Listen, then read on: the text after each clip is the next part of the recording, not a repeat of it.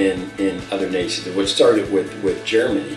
And then after the war, and even at the latter part of those wars, the United States was bringing in those German scientists to work on those same projects for the United States.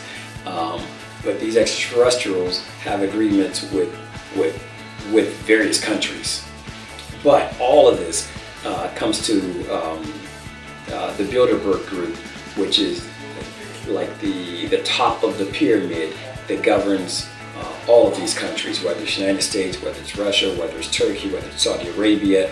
All of these have their particular leaders that roll all up into the Bilderberg group that sits at the pinnacle of the pyramid.